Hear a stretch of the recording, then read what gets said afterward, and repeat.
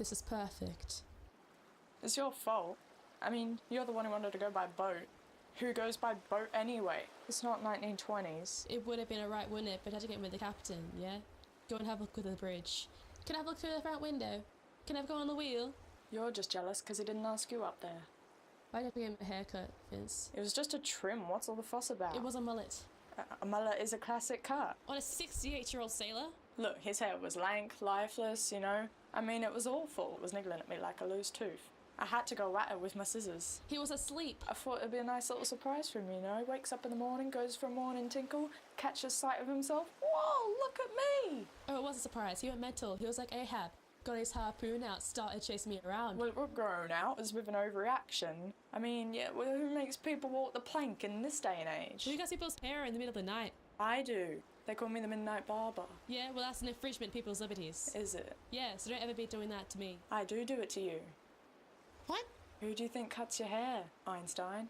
My hair just doesn't grow very fast. What, you think it stays that length naturally? I'm in there in the night, styling away. How dare you do that to me in the night when I'm oblivious? I do my best work when you're oblivious. I lean you up against the pillow, and I go at you. That's perverted. If I didn't, you look like a stick of the dump. You're a sick man, you know that. It's all about context. I told him. I said to him, it's about context. I know you did. We're on the plank. I apologise or die. It's all about context. But it is about context, you know? Maybe on that ship he looked like a dickhead in front of his mates, but in the trendier parts of Plymouth or Shoreditch, he would have gone down like a genius. Well, whatever. We're on a desert island now. Yeah. We've got to stop blaming each other. Okay, we've got power sources. Tweezers, matches, twine, geological hammer. What have you got?